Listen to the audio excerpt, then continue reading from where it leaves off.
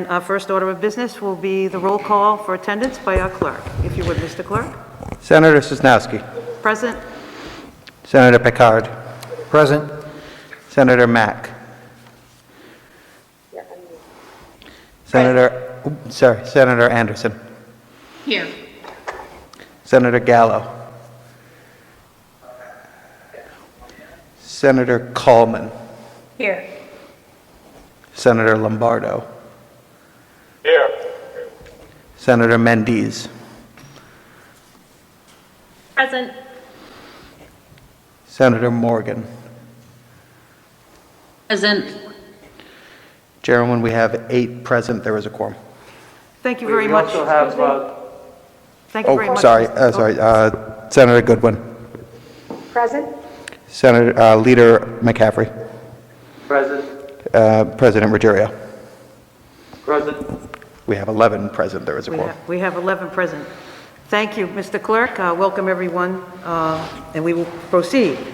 The first bill that we have before the committee this evening is a bill that has been, we have already heard it. It is posted for consideration.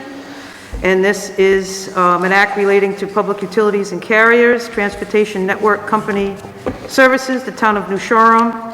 At the time that we heard the bill before, we did not have a town council resolution in support. We do have that now. And I would entertain a motion, Senator Picard. So moved. We have a motion. Passage. For passage by Senator Picard, and we have a second by Senator Coleman. And we will have a roll call vote. Mr. Clerk. Senator Sosnowski. Senator Picard. Yes. Senator Mack.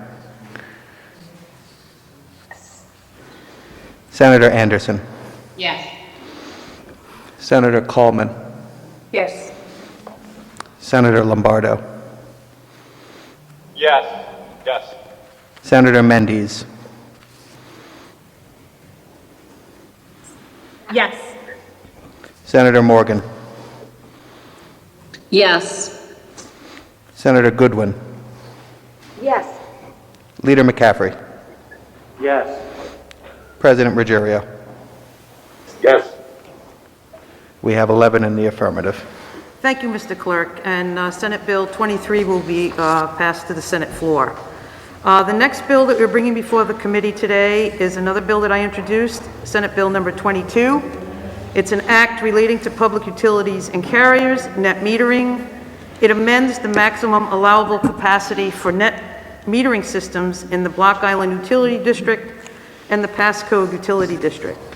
This bill has been passed by the Senate, I believe, for 2 years.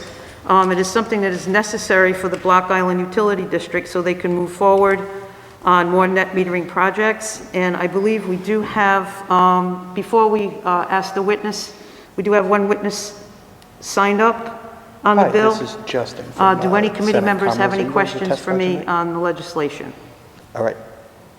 Excellent. I'm Okay, seeing going to none, put you on hold. we will have Mr. Jeffrey Wright. Transferring you now.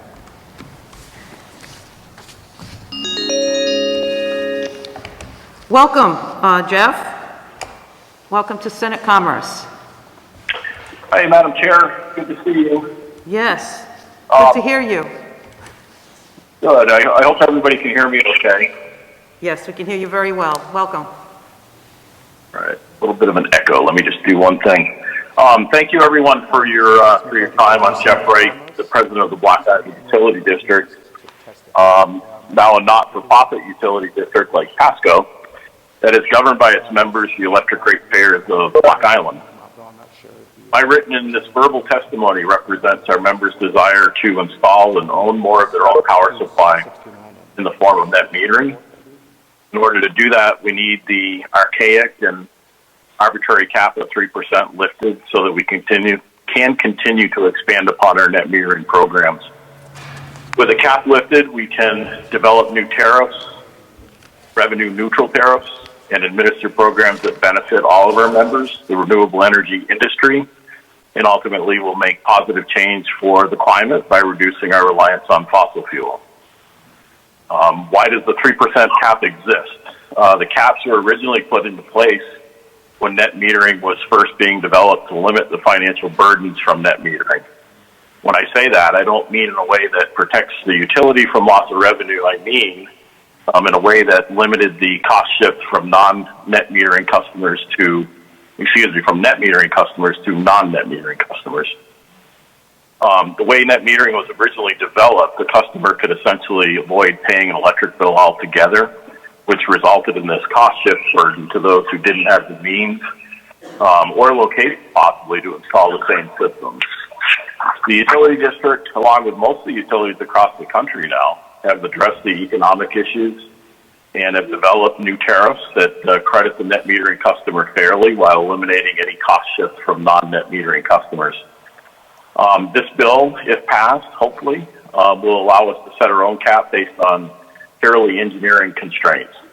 It will make it possible for Block Islanders to self-supply more of their own electricity and will allow us to help our state meet its renewable energy and greenhouse reduction goals, specifically the climate bill that passed yesterday. This should be a very non-controversial bill, I hope. Pasco supports it 100%. It has no effect on any national grid customers. It really is a win-win for all the members of Rhode Island's 2 utility districts, as well as the state as a whole. I thank you for your support in this. I know you heard it last year, and please ask me as many questions as you'd like. Thank you, Jeff.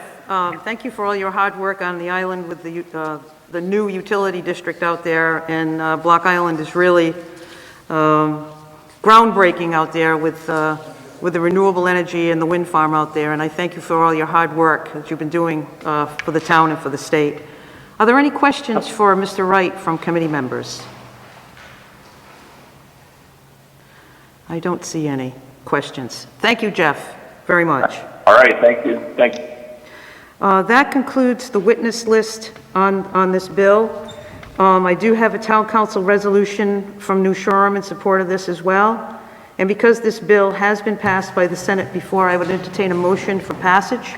So moved, Madam Chair. We have a motion by Senator Picard and seconded by Senator Coleman, Anderson, and Mack. And would the clerk take the roll, please? Senator Sosnowski. Yes. Senator Picard. Yes. Senator Mack. Yes. Senator Anderson. Yes. Senator Coleman. Yes. Senator Lombardo. Yes. Senator Mendes. Yes. Senator Morgan. Yes. Senator Goodwin.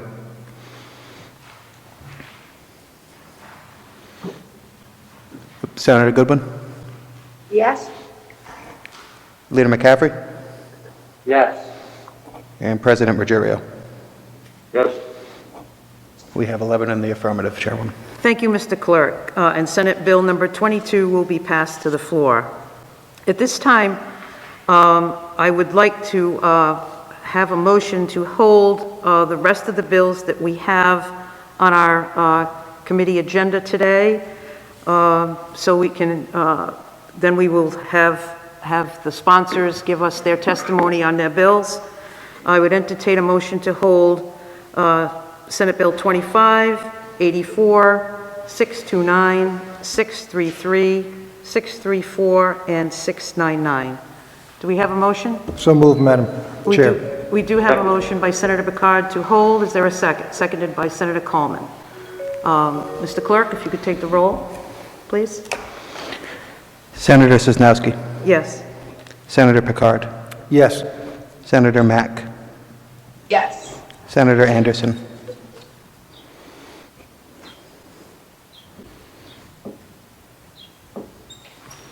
Senator Anderson. I think she might have froze. Yes, it looks like she's buffering there. Senator Coleman. Yes. Senator Lombardo. Yes. Senator Mendes.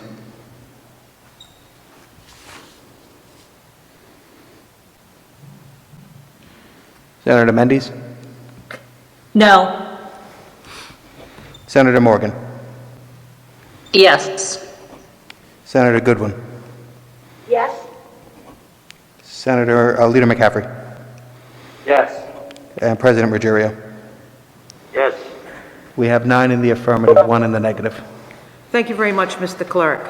So now we will proceed on Bill number, Senate Bill 25. Is Senator Seveny with us today to endeavor to explain his bill? Yes, he is.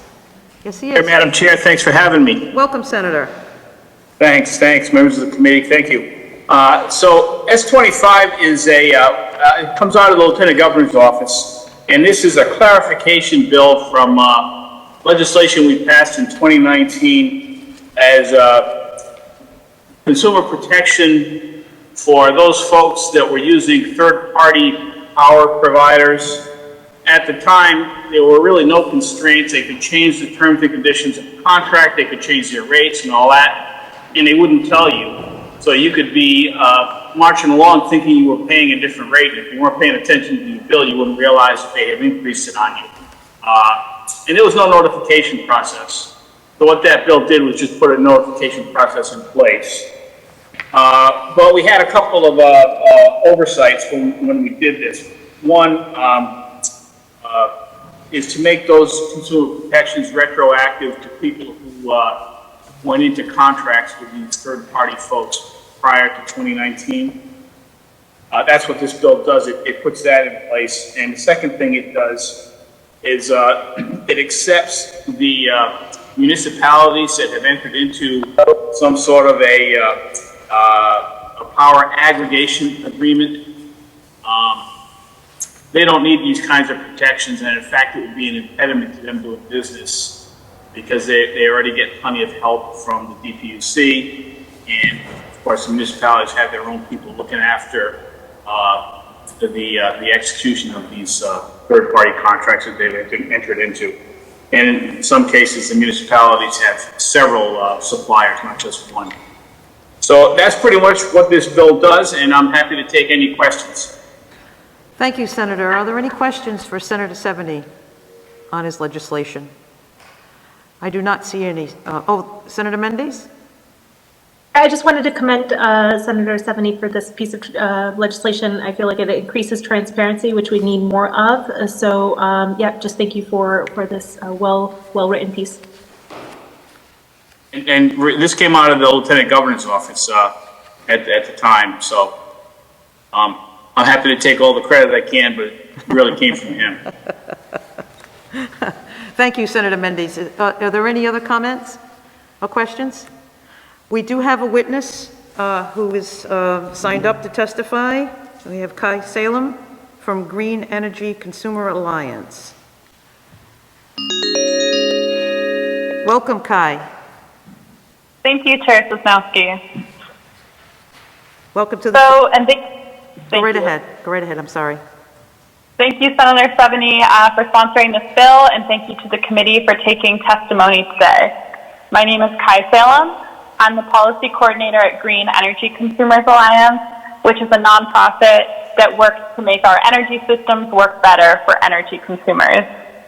We support this bill for all of the reasons that Senator Seveny stated. It is a technical update to a bill that we supported back in 2019 that makes sure that the bill will not adversely impact municipal aggregations. Municipal aggregations, for anyone who doesn't know, is a new program that allows Rhode Island communities to provide cheaper electricity to their residents. It does that by aggregating the residential and small business electricity accounts in the town and negotiating with third-party energy suppliers for rates that are often cheaper than National Grid's basic service and also more stable because they're locked into long-term contracts. There's a lot of consumer protection built into these programs, and that's why we are so in favor of them. There's a transparent process through the municipalities and through the PUC for development of municipal aggregation plans, and no one's going to be tricked into contracts that they don't want. However, the bill that was passed back in 2019 to prevent people from being locked into contracts that they don't want, that might adversely impact the contracts that the municipalities have with their energy suppliers.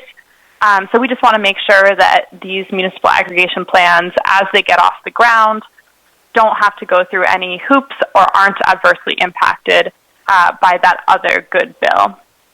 I will specifically mention that there are several towns that currently have plans before the PUC, including Providence, Central Falls, Barrington, and South Kingston. Newport and Portsmouth are working on their municipal aggregation plans, and I think everyone, both in those towns and everyone else in Rhode Island, would agree that it would be a real shame to see these plans for municipal aggregations halted in their tracks by a good bill that had some unintentional side effects. So to conclude, Green Energy Consumers strongly supports this bill and hope that you can pass it quickly out of committee. Okay. Thank you very much, Kai. Do we have any questions from committee members or comments? Yes, we do. Senator Mack? Yes, I was wondering if there was a companion bill for this piece of legislation in the House. I don't believe there is a companion bill this year. I'll ask her if she wants to speak on something. Okay. And are there any folks or organizations that are in opposition to this piece of legislation? Not as far as I know. I'm not aware of any. Perfect. Well, I hope we can work with you inside this committee to get it to the floor for a vote. Thank you. Senator Mendes? Yeah, and I apologize if Senator Seveny, if you've already answered this, but how many years has this bill kind of come to the committee? Is this the second or third year? This is relatively new. The basic bill was passed into law in 2019, and it was the following year that we realized that there were some unintended effects to this that needed to be fixed. We tried to get it through last year, but everything fell on the floor when the pandemic came along. So here we are. So it's relatively new stuff, like the aggregate contracts. That's relatively new and growing too in the state. That's a great answer, Senator Seveny. I would just add that we would really like to pass this bill before the aggregation contracts come in line at the end of this year, because we want to pass this bill before municipalities have to deal with this problem. Mm-hmm. Okay, great. Okay. Any further questions for Kai on this bill? Okay, Kai, you have signed up on two other bills. While we have you on the phone, are you prepared to speak on 629 and also 634? I am. Well, I know that you do have a time constraint, so you're more than welcome if you'd like to testify on those two bills at this time. I would be happy to launch into it. But those are both big bills, so heads up.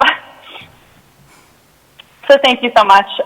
So I will start by speaking on 629, which is least cost procurement. This is a bill to extend Rhode Island's energy efficiency programs, our very successful energy efficiency programs, through 2035. My written testimony and other advocates will be able to speak to the many benefits of these programs, but as I'm the first speaker on this bill, I will focus my comments on how least cost procurement works more broadly, because it's a pretty counterintuitive policy, and I feel like it took me years to understand it. The first thing I'd also like to note is that the summary of the bill is incorrect. The bill is a simple extension of our energy efficiency and renewable energy fund programs. It is not anything to do with a competitive bid process. So, there are two main ways that we can make sure that Rhode Islanders receive enough electricity and natural gas to go about their lives and businesses. The first is to do what utility companies have always done, which is simply buy more electrons and more gas to put on the poles and wires. The second is to reduce the demand for electricity and natural gas. That is, reduce the amount of energy we need to go about our lives. Often, it is actually cheaper to reduce that demand. We can reduce demand by plugging in a more energy efficient light bulb or putting more insulation in our houses to make heating require less energy. However, historically, utility companies are set up only to just buy more energy, and they're very, very bad at doing demand-side management, that is, reducing the amount of energy demand we need, even if that's cheaper. That means that we all end up with higher energy bills because we have inefficient homes and appliances that are sucking up high-cost energy, and we also have to build even more pipelines or more electricity infrastructure just to be able to handle the amount of energy that's going through our poles and wires. Least cost procurement, so this law, when it first passed back in 2006, changed all of that, and it dramatically reduced our cost of energy. It created Rhode Island's nation-leading energy efficiency programs. This bill requires the utility company to submit and implement an annual energy efficiency plan, which invests in energy efficiency measures that are least cost. That is, they cost less than buying more energy supply. So that's why it's called least cost procurement. What we're procuring is energy by reducing our demand for energy, and it's less cost than if we just bought more energy. Every year, an appointed council of stakeholders and the utility company put together a spending plan and budget for our energy efficiency programs. It is in those plans that we decide how much we are going to charge energy efficiency energy ratepayers for energy efficiency measures every year. These plans also determine where that money that ratepayers are charged will go.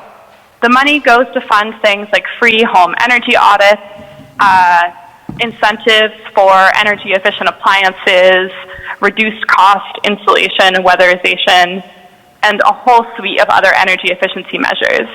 The really, really important thing about these programs is that for every dollar that we invest in all of those good energy efficiency measures, we're saving on our utility bills. So these programs are not a cost to ratepayers. They actually reduce the cost of our utility bills to all ratepayers. Again, I think other people talking later today will talk about how many jobs this program creates, how much it has saved ratepayers, and also how many emissions it's reduced. It's a huge, huge benefit when it comes to climate emissions reductions. But I will pause now and see if there are any questions on how least cost procurement works, because I do know it's kind of a counterintuitive policy. Okay. Thank you very much, Kai. Are there questions for Kai at this time? It doesn't look like there are. Thank you very much, Kai. Awesome. Love to hear it. Okay. And I'll also mention that this is a priority of Green Energy Consumers Alliance. We have been working on energy efficiency for years. If we don't extend it this year or next year, these programs are going to go away, and we're going to lose out on our biggest clean energy jobs program, our biggest emissions reductions program. So we really hope that this committee passes it out this year. Okay. Thank you very much. We'll work very hard to get that done. Thank you, Senator Sosnowski. Okay. All right, on to the third bill that I'm speaking on tonight, and that is President Ruggierio's 100% Renewable Energy Standard Bill. This is Green Energy Consumers' other main priority this legislative session, because this bill would help us implement our Act on Climate goals. This is an ambitious but doable bill that would reduce our emissions from our electric sector and also really, really support our clean energy jobs in the renewable energy, especially solar and wind sectors. Again, the renewable energy standard is a little bit of a complex policy, and I know that other people who are speaking on this bill later tonight will be able to speak to all of the many benefits to Rhode Islanders, so I'm going to focus on exactly what the renewable energy standard does. The Renewable Energy Standard and this bill, so the Renewable Energy Standard is a policy that we've had since 2004. Rhode Island was a leader in implementing Renewable Energy Standard. We had one of the first programs in the country, and it has helped get us up to about 16% renewable electricity in our electricity mix today. It has done so at minimal cost to Rhode Islanders and creating a strong and thriving renewable energy industry. It requires that the utility company buy a minimum percentage of energy from renewable sources every year, and that percentage rises every year. This bill updates our renewable energy standard to reach 100% by 2030, which is a goal that Green Energy Consumers strongly supports. The Renewable Energy Standard is really about transparency and accountability. It makes sure that Rhode Island ensures that it's getting the renewable energy that it says that it's buying by using the Renewable Energy Certificate tracking mechanism. And in my written comments, you can see a little diagram of how renewable energy certificates work. Essentially, here in New England, we're all on one electric grid, and we can't really tell where electrons are going on that grid. So when you turn on the light in your house, you could have an electron that was produced from a natural gas plant down the street here in Rhode Island. It could have been produced from a wind turbine in Maine. We don't know. So how do we, as Rhode Islanders, know that we're getting the renewable energy that we are paying for and that we need to meet our climate goals? The Renewable Energy Certificate, I'm going to call those RECs.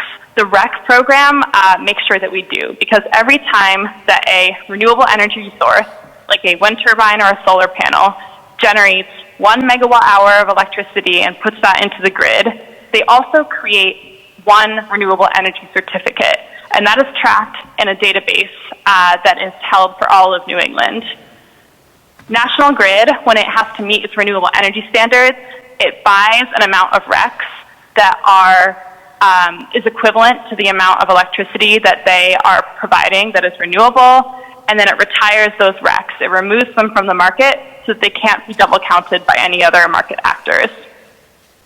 That's how the Renewable Energy Standard System works. It makes sure that National Grid is buying enough RECs to match the amount of electricity that it is promising is renewable. So we know that this renewable energy is coming from good renewable sources. We know that it's not being accounted for by anyone else in New England or in the world. And we know that we're actually getting as much renewable energy as we need.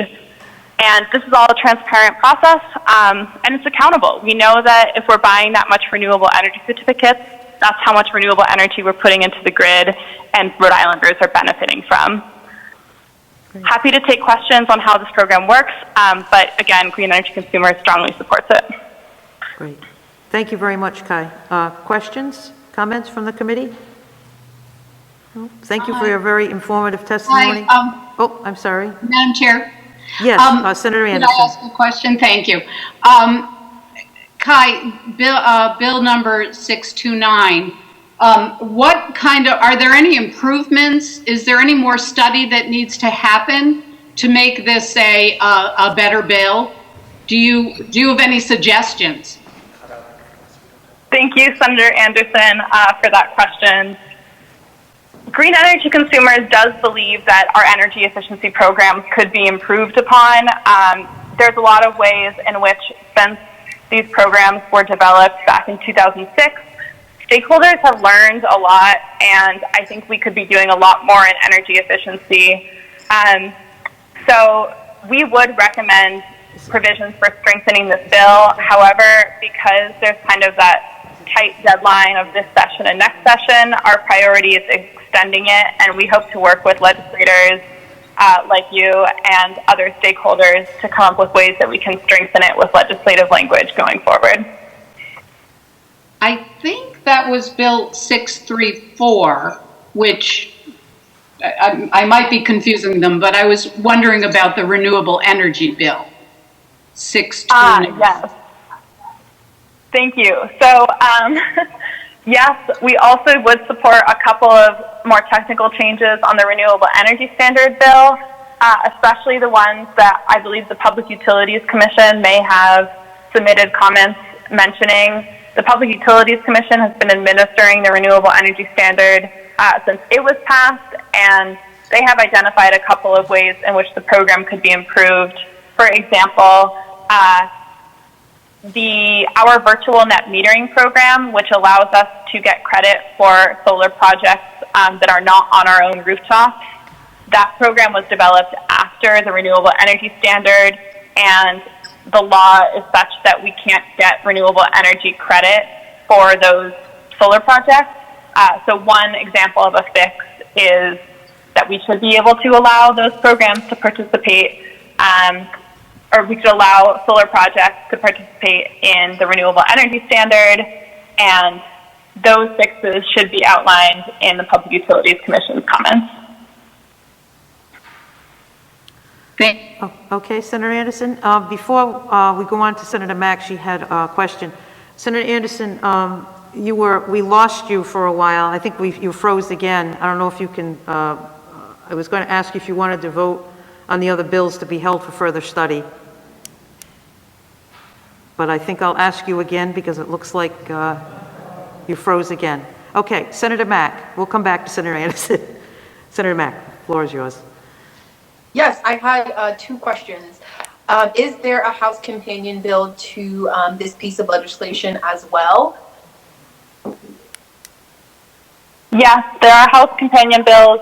Rep. Ruggerio actually has both of these bills in the House. Okay, awesome. And then I know that there is an increasing amount of people across the state who are calling for the state to address the climate emergency. In your opinion, do you feel it is imperative for us to pass these pieces of legislation within this session and work towards strengthening them next session?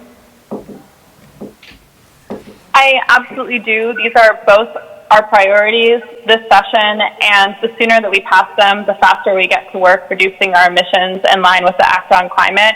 I don't see any reason to wait. Thank you. All set, Senator Mack. Senator Mendes has a question. Hi, first of all, I just want to say thank you so much for the information and for your work on behalf of consumers in green energy.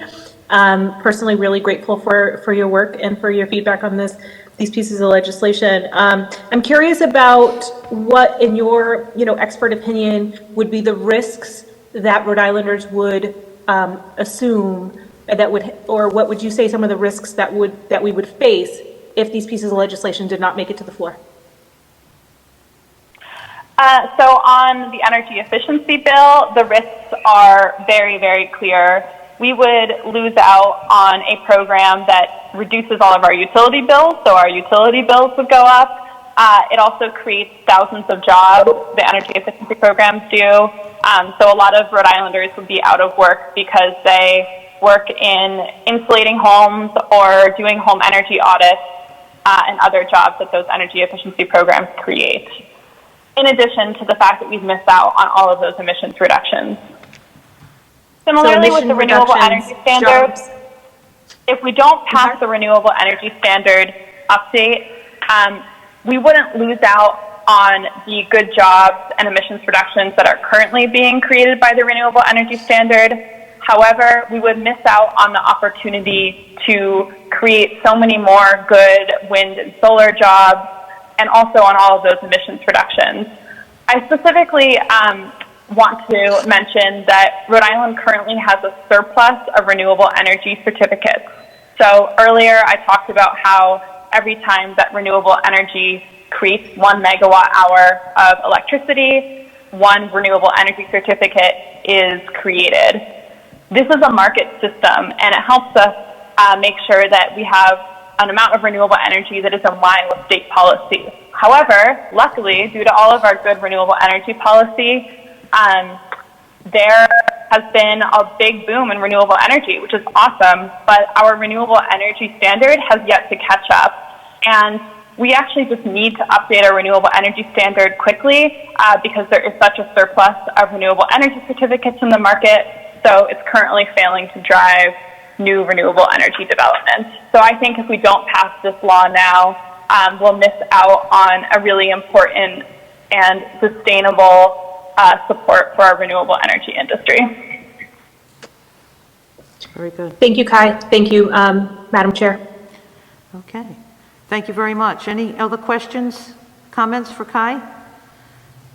It doesn't look like there are any. Thank you very much for all your work, Kai. Appreciate your testimony. Thank you. Okay, good night. All right, now I'm going to move on to the next bill, Senator Oya's bill. I believe Senator Oya is with us. Her bill is Senate Bill 84. Welcome, Chairwoman. Thank you, Chair Sosnowski.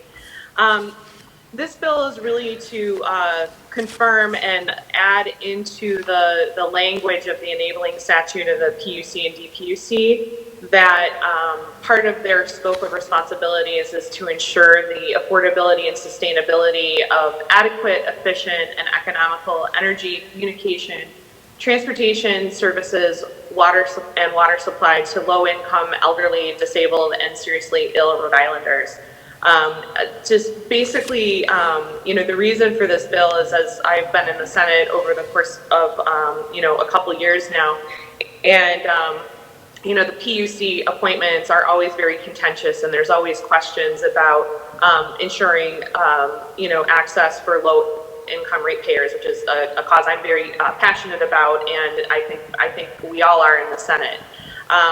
When I have talked to some other policymakers and administrators, it was pointed out to me that this consideration of low-income ratepayers is actually not in their enabling legislation.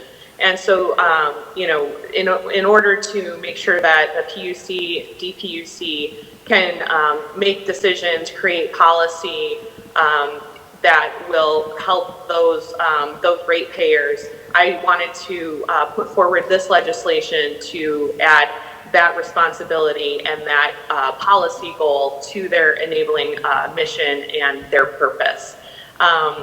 This is the first year this bill has been introduced, and so I am happy to answer any questions, and I look forward to hearing any of reading any of the written testimony. I do have to go back to the Judiciary Committee, but I will be reviewing any verbal testimony that comes in as well. So happy to take any questions. Thank you, Senator Oyer. Are there any questions on her legislation? We do have one person who has signed up to testify on the bill, and that is Randall Rose. Senator Anderson, while we have you, we lost her again.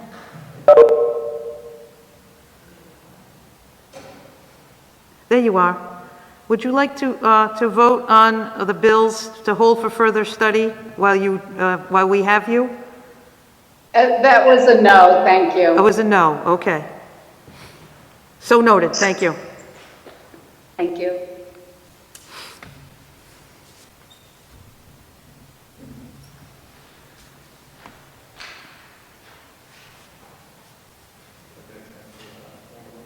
Randall Rose, we have it ready?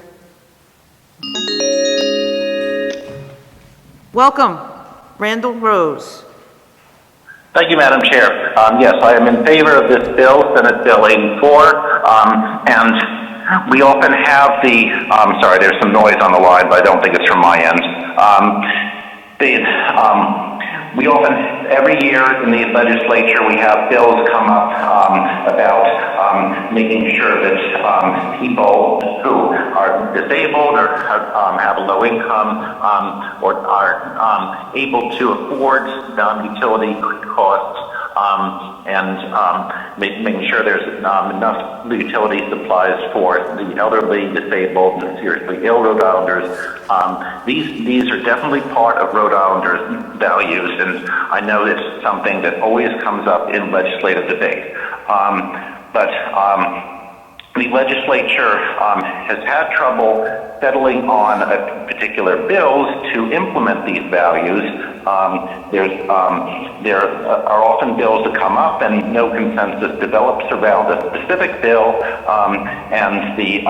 so no legislative action is taken. What this bill does is it simply allows the PUC to feel justified in applying the values that we want to make sure that basic utilities are accessible to the elderly, the disabled, and low-income Rhode Islanders, and it allows the PUC to take that factor into account in their decisions without feeling they're overstepping the authority. And the PUC is closer to the issue, they have expertise in the issue, but they don't feel that they're able to act on this value unless we give them authorization to do that. And so this bill is just saying on the issues where the legislature can't come to some conclusion. The PUC can make decisions on specific detailed issues that may be too specific for the legislature to act on.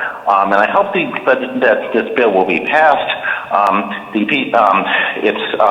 If we don't pass this bill, we don't even give the PUC authority to act on this, then we're going to have too many utility shutoffs to people who are low income and or elderly or disabled, and we need to make sure that something is done to address the problem, and it allows the PUC to have the basic tools to take small steps on the issue. So for that reason, I think this bill should be passed. Thank you. Thank you very much, Randall. Are there any comments, questions from committee members for Mr. Rose?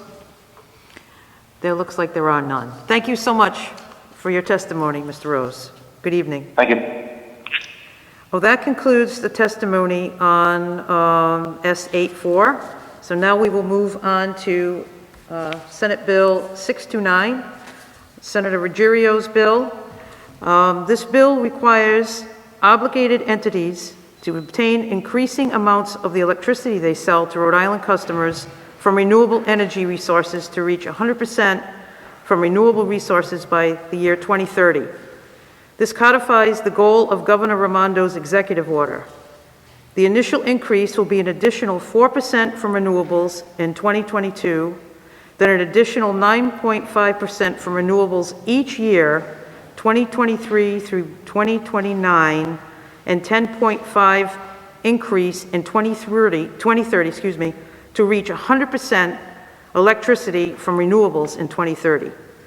Every 3 years, renewable energy supplies will be reviewed. The PUC may delay implementation if supplies are not adequate. And I believe we have several witnesses to testify on the bill. I don't know if any committee members have any questions at this point or want to wait till we start to hear from the witnesses. Okay, we will begin. We did have Kai. She already spoke on the bill. Looks like we have Justin Boyan.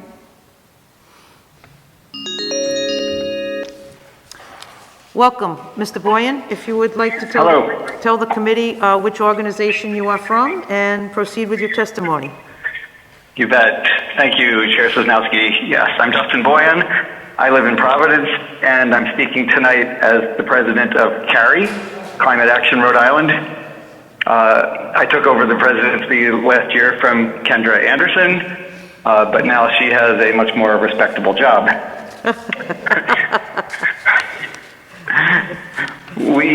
So CARI, just a little about us. We're a young organization, only 4 years old, but we now have hundreds of active volunteer members across the state working on multiple projects to confront the climate crisis. You may have seen our members' op-ed pieces this week in the Valley Breeze and the Projo, as well as our petition listing 1,684 Rhode Islanders supporting Act on Climate.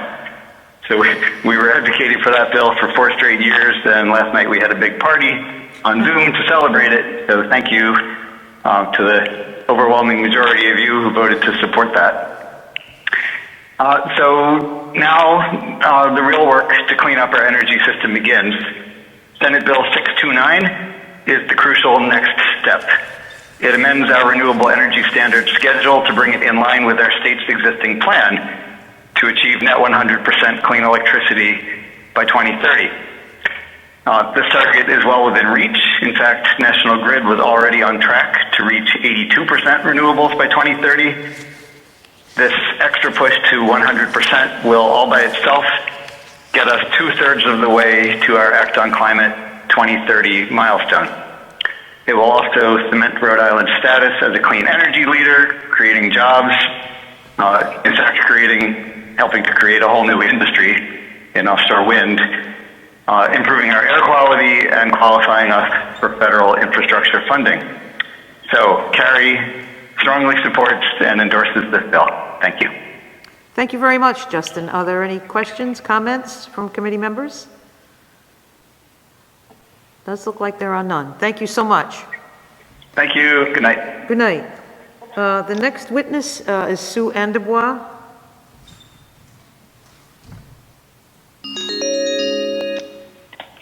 Welcome, Sue.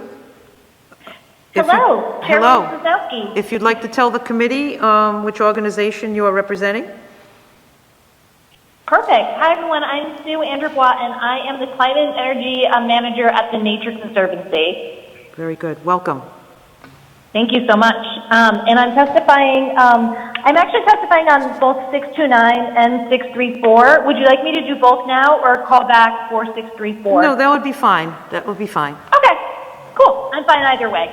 Awesome. Well, thank you so much, Chairwoman Sosnowski, and I'm not sure if he's still present, but thank you so much to Senate President Ruggerio. The Nature Conservancy is here to strongly testify in favor of Senate Bill 629, the Renewable Energy Standard. You've already heard from Kai, and I believe also from Justin, about a lot of the really important things that the Renewable Energy Standard does, so I won't repeat, but I'll just say that a few additional things. One is that the Renewable Energy Standard is in line with also federal policy that's being created and what the Biden administration is setting forth for the whole country. As we all know, we are right now currently overly reliant on natural gas, which has very volatile prices, and a move to a clean energy future will be both good for the environment, obviously, and also for our economy. And this is a really important piece of how we will meet our new climate goals. So I'll join Justin in thanking you for your support of the Act on Climate bill. The Renewable Energy Standard is going to be a really key piece of how we get there. So I won't repeat everything that's in my testimony. There's a bunch in there. I'm happy to answer any questions. I'll also pre-answer the question that was answered of Kai. Two of them. One, it's really important that the RES passes as soon as possible. The Nature Conservancy supports passage in its current form, though we also are comfortable with the amendments that the PUC is putting forth. And we've been talking with the House sponsor, Chairwoman Ruggerio, about that, and would welcome a conversation with the Senate sponsors as well to make sure that the bills are the exact same one and can pass easily. And yeah, so I'll stop on the RES unless there's any questions, and then I can talk a little bit about least cost procurement. Okay. Any questions from the committee for Sue Andrew-Watt on 629? Okay. It doesn't look like there are any. You may proceed on the next bill. On Great. Awesome.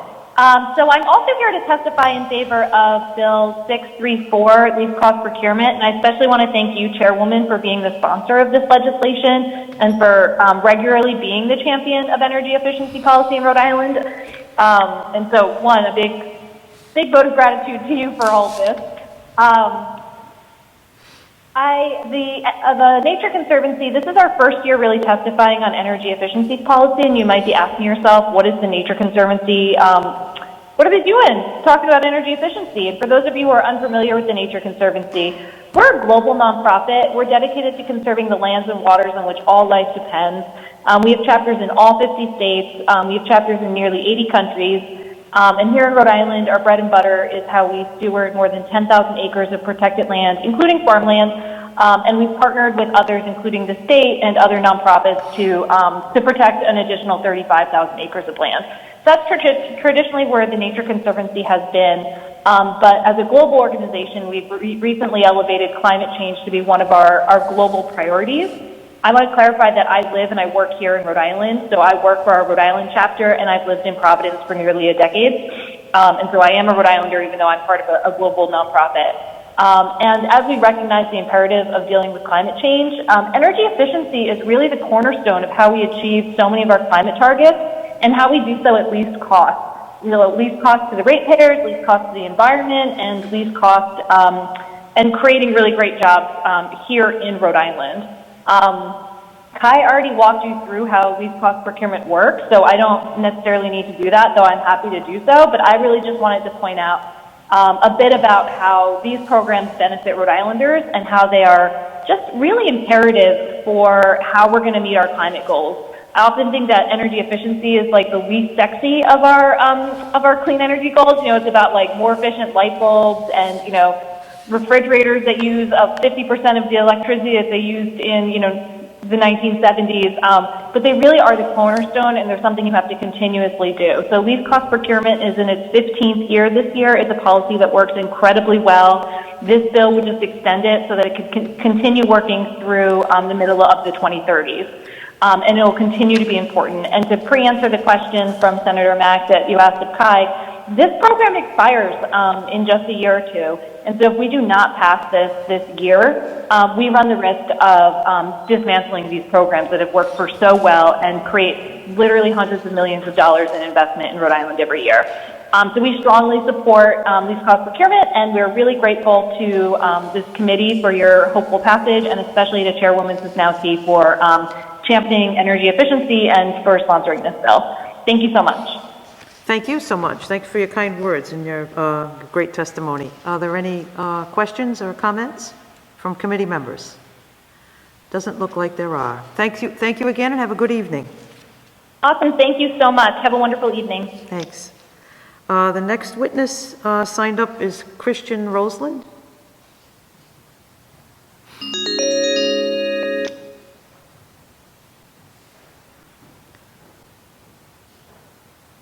Welcome. Are you Christian? Yes, I am. Thank you, Chair Sosnowski. Welcome to the committee. And members of the committee. Thank you. My name is Christian Roseland, and I'm here to testify in favor of 629. I live in Providence, and I work as editorial director for RMI, which is the foremost think tank in the United States working on the techno-economic aspects of the energy transition. I'm not here today on behalf of RMI, but my experience does inform my testimony. I'm also the father of a 10-year-old child, and climate change is a direct threat to him, to all of our children, and to future generations. And I don't have to tell you that as the ocean state, climate change is a direct threat to our state. In addition to the Act on Climate bill, this is probably the most strategic bill to address the climate crisis. The reason is that the economy-wide decarbonization in Act on Climate will depend in large part on electrification. And to make that clean, we need clean electricity. This bill is appropriately ambitious with the challenge of the climate crisis. And as a small state, we can move to 100% renewable electricity more easily. This bill allows us to source renewable energy as we do other sources of power from anywhere in New England. And it sets annual goals, which are important to ensure that we achieve these targets. We need to move fast on electricity because the other sectors will be slower to decarbonize. But I don't just want to talk about why we must do this. I also want to talk about the benefits. Renewable energy creates more jobs per unit of power delivered than fossil fuel generation. These are good jobs. Solar installers and wind turbine technicians make an average of $45,000 and $53,000 per year, and you don't need a college degree to do either. We can expect other jobs in engineering, design, and other aspects of renewable energy. And the offshore wind industry in particular could be of massive benefit for our ports. So this will enable us to keep good jobs within the region instead of sending our energy dollars out for fracked gas from Pennsylvania and West Virginia. Now, I do want to note that in addition to passing this bill, there will be other strategic moves that the state will need to make to ensure that we can reap the full benefits of renewable energy in state. And this includes fixing National Grid's broken and dysfunctional process for approving renewable energy projects via interconnection. But this bill is a critical step for rapidly transforming our energy systems towards a better future. So in short, by passing this bill, you will be doing right both by the economy and by future generations in Rhode Island, in New England, and in our world. Thank you. Thank you very much, Christian, for your testimony. Are there any questions or comments from committee members for this witness?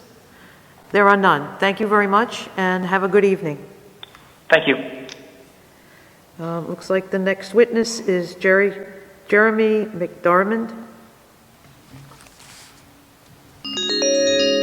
Goodwin. Welcome. Chair Sosnowski and members of the committee, good evening. I'm Jeremy McDermott, and thank you for the opportunity to testify this evening. I'm the Vice President for Policy and Government Affairs at the Northeast Clean Energy Council, or NECEC. And NECEC is a regional organization comprised of member companies across the entire spectrum of clean energy, from solar to wind to storage to efficiency. And we operate across New England and in New York. I'm testifying today in support of two bills. And Chair Sosnowski, would you prefer that I do both at the same time? Yes, please do. Please do. Terrific. So the first is Senate 629, the 100% renewable electricity standard. And as we've touched on in the op-ed we had in today's projo, the 2020s must be a decade of climate action. And this bill will have an important and significant impact on the transition to a clean energy economy.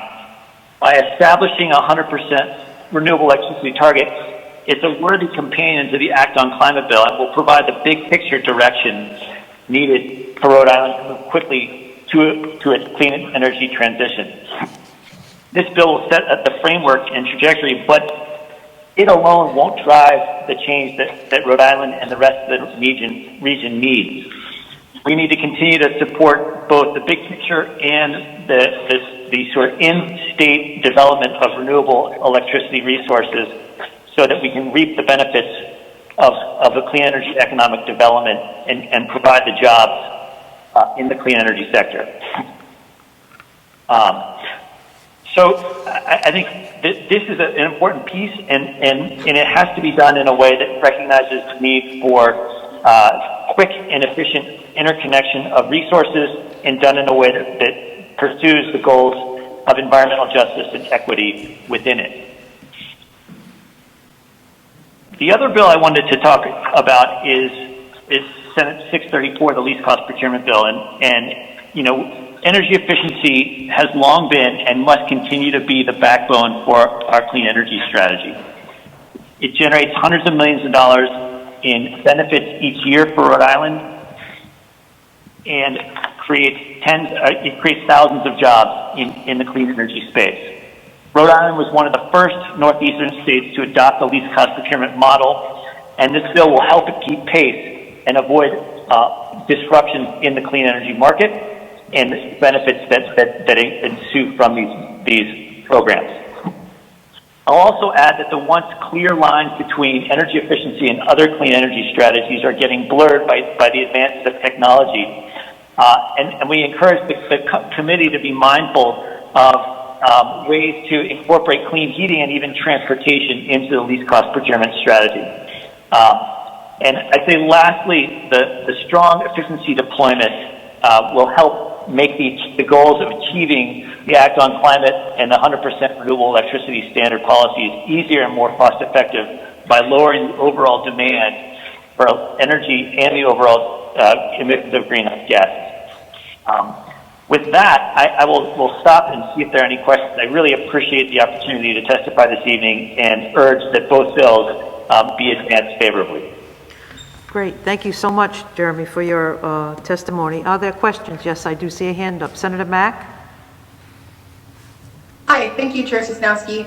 I was wondering, I heard a lot of praise for the Act on Climate being passed in both the Senate and the House, and that's a really exciting piece of legislation. But do you think there is a danger with us celebrating that win and not also working towards these other bills and their passage this session? We have a number of bills that are important to us. I think, you know, the RES bill and the least cost procurement bill both create an ability to create a big picture strategy. I think the programs underneath those to get the actual electricity built, get the resources built and interconnected is important. I think the importance of making sure that the programs are delivering benefits to all Rhode Islanders and all and the clean energy resources are accessible to all populations is important, and that's something that these bills don't do. Thank you. Okay. All set? Any other questions, comments? No, there are none. Thank you again, Jeremy, for your testimony on both bills. We appreciate it. Thank you very much. Have a good evening. You too. Thank you. Looks like the next person signed up on two bills is Margaret Curran.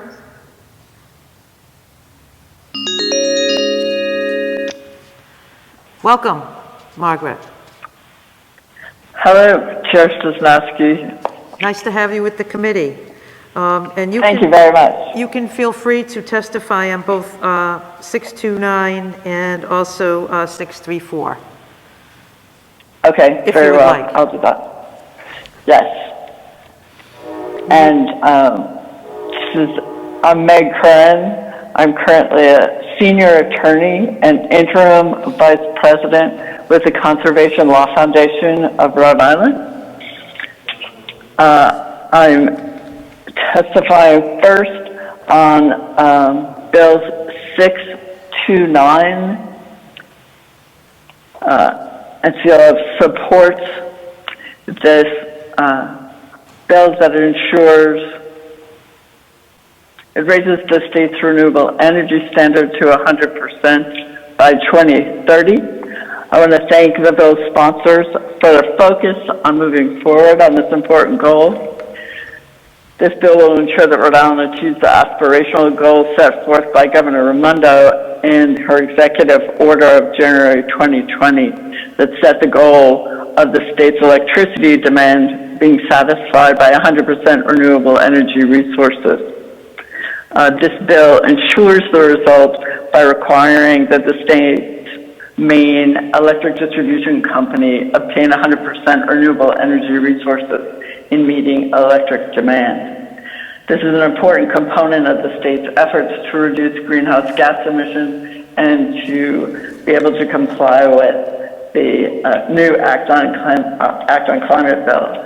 I would just want to point out that I think that the current percentages that are listed in the bill should be corrected in order to reach the stated goal of 100% by 2030.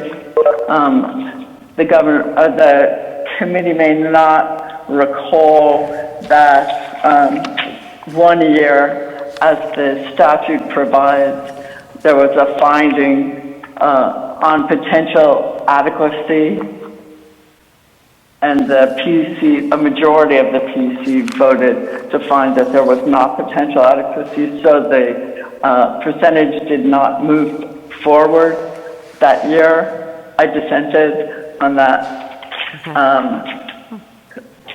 If the as listed, the percentages actually total 98.5% in 2020.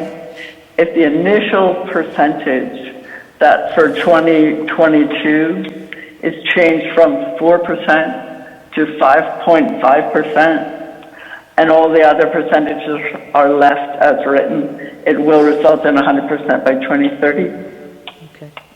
Okay. Thank you for that, Meg. Thank you. You're very welcome.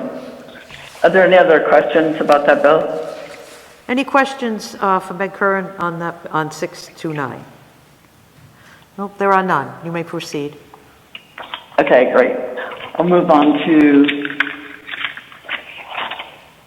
634. Yes, please. Which extends the Rhode Island Energy Efficiency and Renewable Energy Fund programs to 2036. I think that the other people who have testified so far have done a great job of explaining why it's important to allow those programs to continue.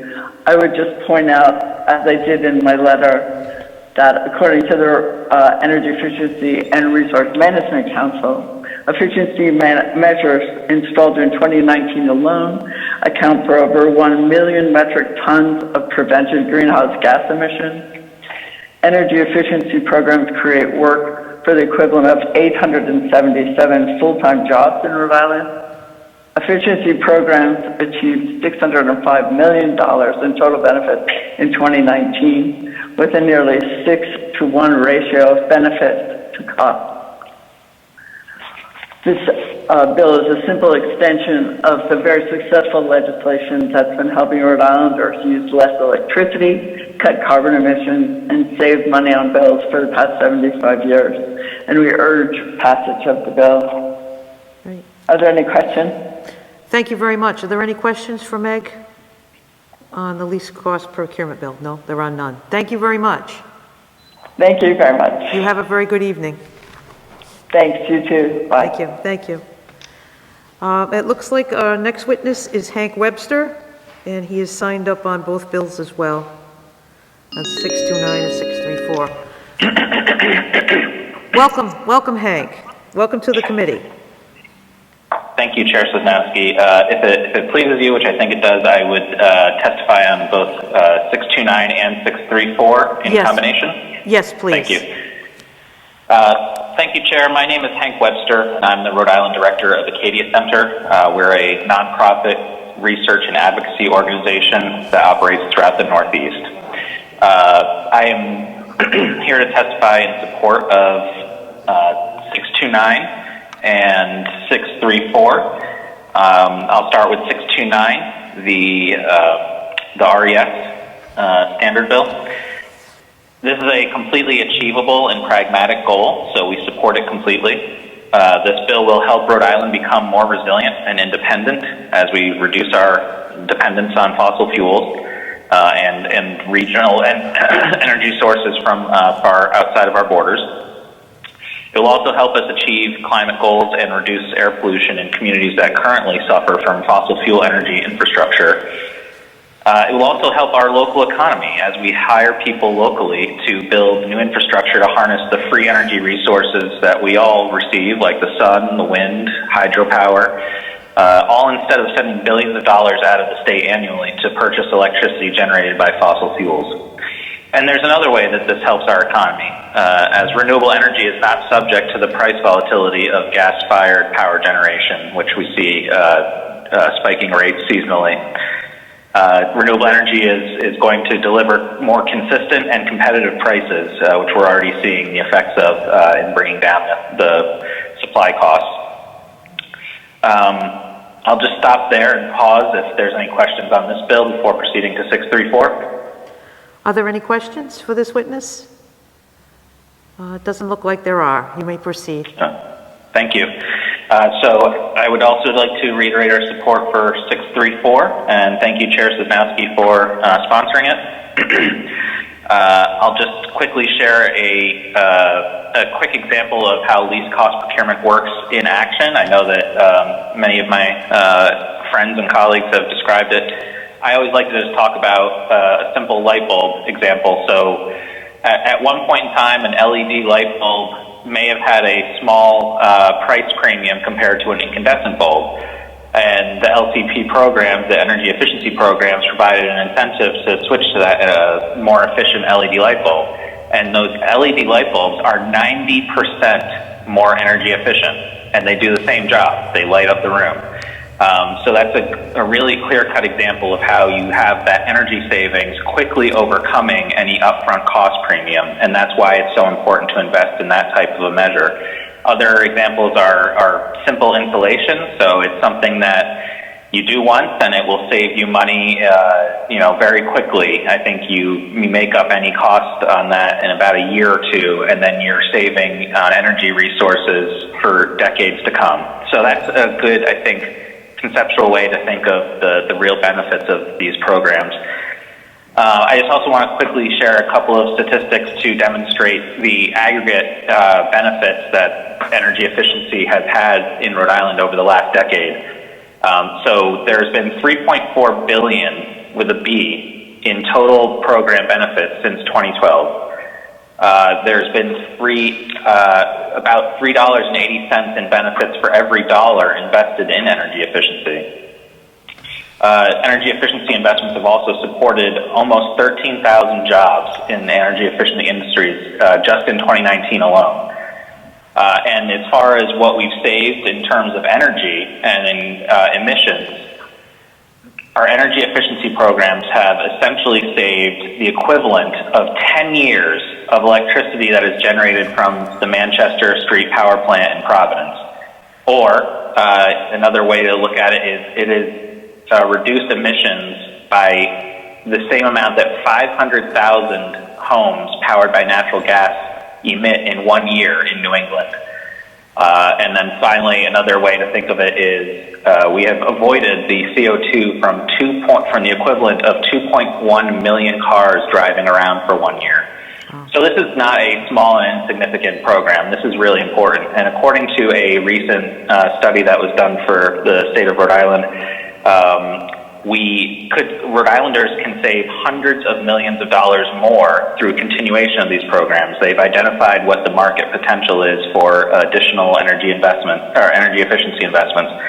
So there's a lot more that we can achieve. Energy efficiency is the cheapest and greenest way to reduce our greenhouse gas emissions and also save Rhode Islanders and consumers costs.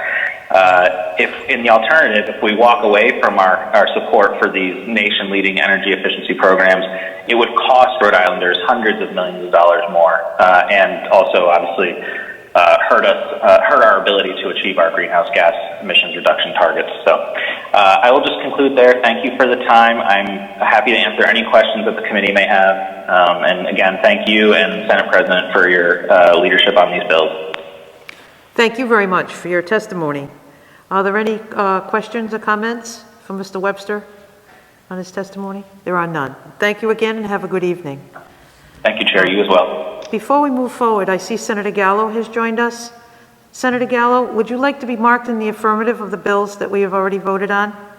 I would, please. Okay. Thank you. Thank you. Without objection. So noted, Thank you. Mr. Clerk. Without objection. Okay, I believe that concludes the witness list on 629 and also 634. Madam Chair? Yes. Senator Picard. Thank you. In the packet that we received regarding 629, we have a letter from the Office of Energy Resources. And in there, they speak to a report they had done, the road to 100% renewable electricity by 2030 in Rhode Island. Mm-hmm. I don't see that in our packet. Is it possible we can get a copy of that? Yes.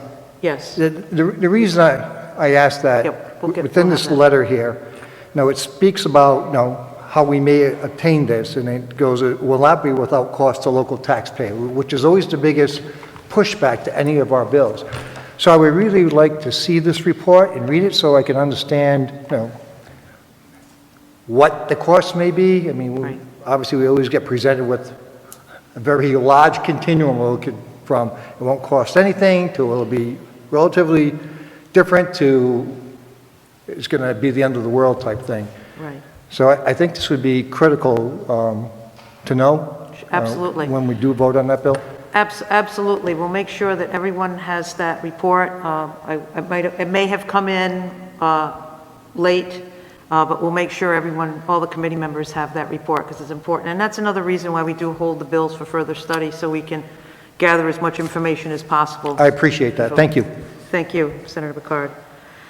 Before we move on, I just wanted to mention on the 634, on the least cost procurement bill that I have put in. I know we had so many witnesses. They were very eloquent in their testimony.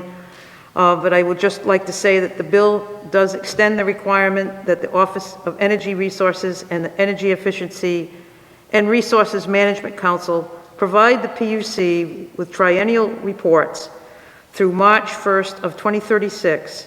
The current end date is March 1st, 2024. And that electric and natural gas companies submit triennial plans for system reliability and energy efficiency and conservation to the PUC through September 1st of 2036. It extends the fund charged each ratepayer for demand-side management programs, which includes weatherization services for low-income households, and renewable energy programs through December 31st, 2035. Those are due to expire December 31st, 2022. And the bill also extends the least cost procurement program, which requires National Grid to invest in all cost-effective energy efficiency before more expensive energy supply. So that's just an explanation on that bill. We have moved to hold that. Senator Mack, we will take your bill up after 699 because we don't have anyone signed up to testify, and out of courtesy to those folks who have signed up to testify, we will go to Senate Bill S699. I'm not sure if Senator Chacon is with us this evening. If not, I will endeavor to explain his bill. I don't see him, Mr. Clerk. Senator Chacon's Bill 699 regulates the amount National Grid can charge for what is called a feasibility study fee in the section being repealed and an impact study in the section being amended. The original purpose of the fee schedule was to charge enough to make sure applicants are serious about a DG project before requesting a study. This bill adds another purpose, to prevent National Grid from charging more than the study actually costs. The main change in costs of studies is to non-residential applicants for interconnections of renewable distributed generation greater than 1 megawatt. The current fee is $10,000. The bill changes it to $10,000 or the actual cost, whichever is less. And the cap on the fee for larger project studies could result in a loss to the electric company, and there are other limits on the cost that can be charged for studies. And I believe we do have 3 witnesses who have signed up in support of this, Mr. Clerk. And I believe the first one is Mr. Paul McDonald. Welcome, Paul, to the Senate Commerce Committee. Thank you, Chairwoman Sosnowski. I appreciate it very much. And thank you, members of the committee, for your hard work that you do every day. My name is Paul McDonald. I'm the Legislative Director for IBEW Local 99. And we are in support of Senate Bill 699. We represent some 800 men and women in the electrical industry. And as most of you may know, we have invested heavily in training our members for the renewable energy field. Well, these are good paying jobs, and these kind of jobs are what we talk about all the time up there at the state when we used to be together. But the good paying jobs are important because we raise families with that. We put down foundations for our futures and for our children. This year alone, we will have about 350,000 working hours for Rhode Island electricians who would spend their money back into the Rhode Island economy. This is a good bill, and IBEW Local 99 is in full support of Senate Bill 699. If there are any questions, I'd be glad to try and answer them for you. But I really appreciate this opportunity to get in front of you and support 699. Thank you very much, Paul, for your testimony. Are there any questions or comments from committee members? It doesn't look like there are any. Thank you very much, and you have a pleasant evening. Same to you, and thanks to the committee. Thank you so much. Thank you. It looks like the next witness signed up in support of this bill is Hannah Marini.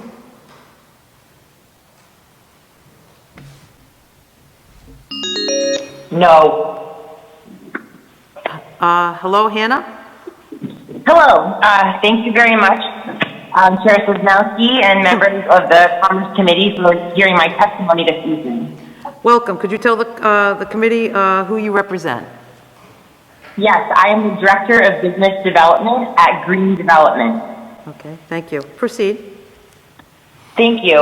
So we are a Rhode Island-based renewable energy company. I've worked in this space for almost 12 years now, both in the public and private sector. And I've worked both on the policy side and now on the development and installation side of clean energy in the state of Rhode Island.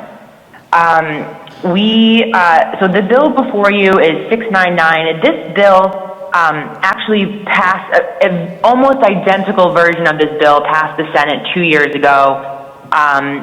And it was one of the years that a lot of things just did not, unfortunately, got kind of dropped. The House didn't really get to finish their session that year, unfortunately. But this bill, a very similar version, did pass the Senate 2 years ago. And this is actually interesting for 2 reasons. The first is that this bill, so it was important 2 years ago. It's even more important now because National Grid has announced, I'm sure everyone is aware of this now, but National Grid has announced that they are selling Narragansett Electric to a Pennsylvania company, PPL. So any requirements that we put on National Grid and that they are standards that they are held to will transfer to the new electric distribution company. So this is very important that they understand that we in Rhode Island require a reliable, transparent, cost-effective electric grid to manage and accept these renewable energy projects that we hold to such a high importance in this state. And most of the bills before us tonight, we also support, but they're very focused on policy, which obviously is extremely important. This bill focuses on what's happening on the ground level in Rhode Island today, and I'm calling from a company that has built over 70 megawatts of wind and solar projects in our state.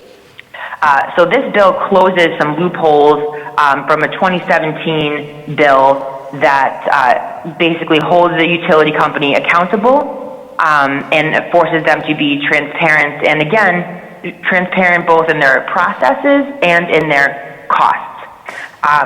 We get charged for studies that the utility company already has the information for in a lot of cases. So an impact study, we pay $10,000 for an impact study. They'll also take $10,000 for an impact study from a neighboring project that may or may not have gone forward. That means that information for the feeder is already available. So this actually increases the cost effectiveness of those studies by making sure that they're not taking money for studies that have already been, the same information has already been discovered.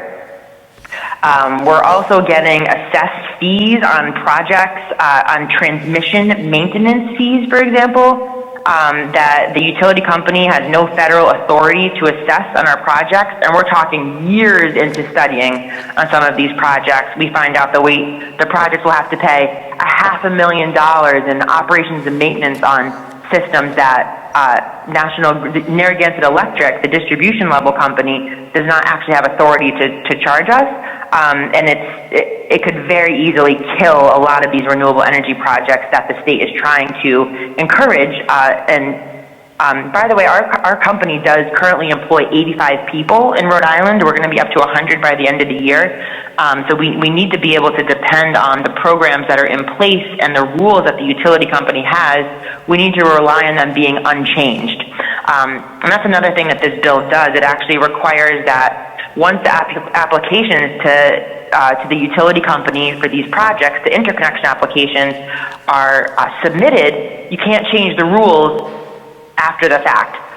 We have one project that we're trying to wrap up with National Grid in Johnson, Rhode Island. They've changed the requirement for the access road width 3 times throughout the course of reviewing our application. So that means every single time the project gets put on hold and we have to go back and re-engineer and change our drawings, get a stamp again and resubmit it. This is just one small example. This happens all the time on all projects. We're also assessed charges right now with little to no detail. So we'll get an impact study. There's some very broad line items, and then we'll get a reconciliation after the fact that has completely different line items. And also, they don't actually give you reasons that prices change. So this bill actually is requiring an industry standard estimate level. That's not a very hard thing to get, an industry standard estimate level audit and a line item budget. These are things that they should be an automatic requirement from our utility company that serves us here in Rhode Island. We have one project, we had a wind project in the northern part of the state that got denied locally a couple years ago. It was a 1.5 megawatt project. But the town said, we'd rather see a solar project here. Come back and apply to the solar project. So we withdrew our application to National Grid for the wind project, reapplied for another 1.5 megawatt project, but this time solar. Besides that, all things are equal. The first impact study cost came back at $400,000 approximately. The second project, same infrastructure, same everything, same equipment, $1 million. And we said, how can this possibly be $600,000 more? Oops, we must have made a mistake a few years ago. That's all we can tell you. This is what's happening right now. So renewable energy gets blamed a lot for for driving up costs to ratepayers and making our electricity more expensive. I can assure you it's not us that's making the electricity more expensive. there's a lot of major issues that drive up the costs, and we can't even really see what they are without a granular level budget. So this bill, so this is actually going to, the utility will requires that they get authority from the grid operator, ISO New England, in order to delay projects that are outside of their jurisdiction. If you don't have authority to delay us, show us from ISO New England where, how this delay is allowed. That's again a very basic, it should be something very basic that we demand from our utility company. This bill also, very important, appoints an ombudsman, a third-party ombudsman that will oversee the interconnection process. Having the utility company, the poles and wires utility company, as the same authority in charge of interconnecting these renewable energy projects and helping the state meet their goals can be compared very easily to a fox guarding a hen house. It just doesn't make sense that they are the be-all, end-all for this very important process of interconnecting renewable energy. And this bill holds the utility accountable. So if they do not meet the rules under this law, they are required to pay fines, and not the ratepayers. Their shareholders are required to pay fines. So this bill, the previous versions of this bill that has passed the full General Assembly before, again, this is an edit to one that was passed in 2016, did not have those teeth. So this bill has teeth in it, and we expect that with repercussions and accountability, we will have better performance out of our utility company that has the power to delay or help progress our state's renewable energy goals. So that is all I have. There's probably a lot more, but I know that I'm trying to keep it short. I did also submit written testimony too, and I tried not to repeat any of the points I made in my written testimony. Yes, we did get your written testimony as well. Thank you for your testimony this evening. Are there any questions or comments from committee members? There are none. Thank you for your enlightening testimony. We greatly appreciate it. Thank you very much. You have a good evening. Have a great night. Thank you. And our last witness who is signed up to testify is Seth Handy. Welcome, Seth. Thank you, Madam Chair and members of the committee. My name is Seth Handy. I'm from Handy Law in Providence, Rhode Island. Our firm works on breaking down the barriers to our new energy economy. I've been working on energy policy in Rhode Island for many years. I grew up in Rhode Island. I care a lot about the state, and interconnection is a big problem. Interconnection is the place where our new energy economy interacts with our old energy economy, and it's been a problem for the evolution of this industry for many, many years. I hope you have my written testimony. I'm afraid I filed it a little bit after the deadline. We do have it. We have it. Thank you. Thank you very much for that. So I will try to be brief and not repeat it. I'm going to go in the order of importance as I see it. First, this legislation appoints an ombudsman, as Hannah just testified, to address the concerns about the utility's conflicting economic interests, where the utility acts as a gatekeeper to our new chosen energy future. I've been in enough meetings with National Grid's team of lawyers on these issues to know that this measure alone will greatly reduce the level of competitiveness over these issues, and also the costs billed to ratepayers for managing these issues. The ombudsman is a really important part of this bill.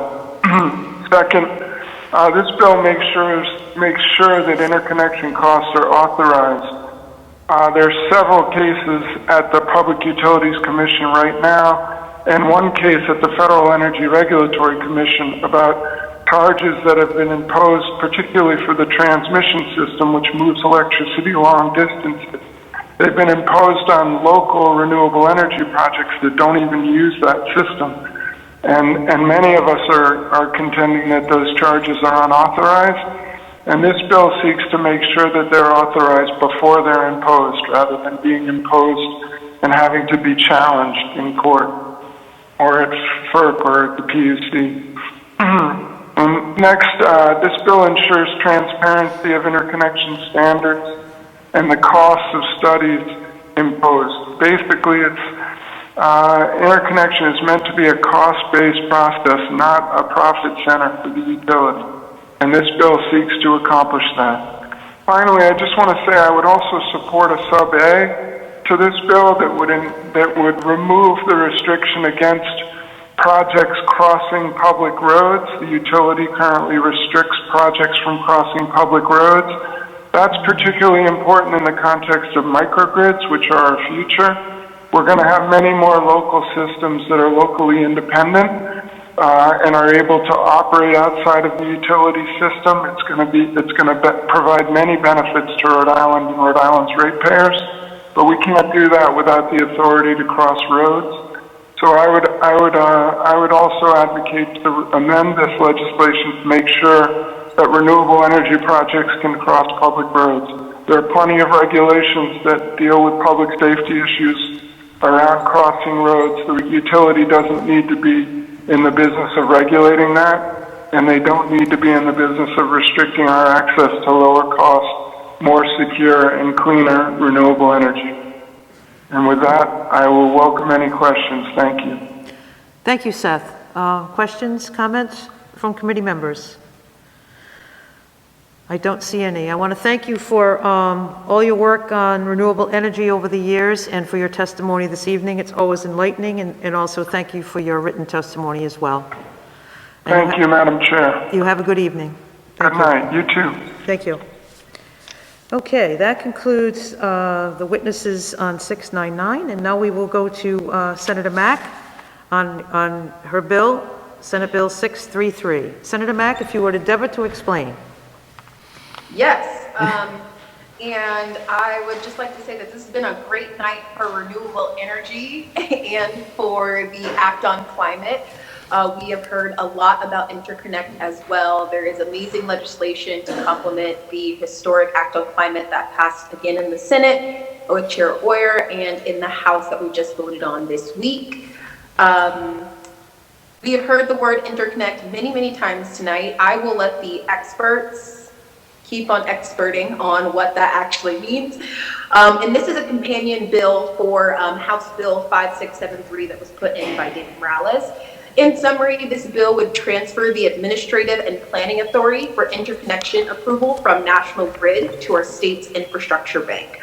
For context, before any renewable energy projects can begin, such as rooftop solar or a wind farm, they need to physically sync up to the existing power grid. That is interconnection. As it currently stands, National Grid holds the authority to study and approve requests for interconnection. Therefore, developers focused on renewable energy projects are required to apply for interconnection to National Grid and pay them associated fees for the process. Applying for interconnection does not mean that you will get guaranteed approval. Unfortunately, many renewable energy developers are concerned that this current structure is to receive approval for interconnection from National Grid. It's a major barrier to building more renewable energy infrastructure across the state. Specifically, many developers have cited a severe lack of transparency from National Grid in terms of how long projects must wait to receive an approval or a rejection for interconnection, alongside a lack of transparency with how much National Grid will charge them for the administrative and planning process. Overall, climate activists and renewable energy developers alike have concluded that National Grid is slowing down the process for interconnection and making it more difficult for renewable energy infrastructure to happen. After all, National Grid does not have the incentive to approve interconnection requests as small-scale renewable energy projects built close to the electricity demand reduce the need for the deployment of grid infrastructure, which is one of the ways that National Grid earns their profit. It is clear National Grid has competing interests that disincentivize them from having a transparent and efficient process for interconnection. Thank you, and I look forward to any questions. Thank you very much, Senator. Are there any questions from committee members? I do not see any. Thank you very much. Well, I think that concludes our agenda for this evening. So I would entertain a motion for adjournment, So move. and we have one by Senator Picard. Is there a second? Second. There is several seconds. All those in favor? Aye? Aye. Thank you all. Thank you all very much. Have a wonderful evening, and always thank the folks at Capital TV for making this all possible. Good evening. You too. Thank you. Bye-bye. Have a great weekend, everyone.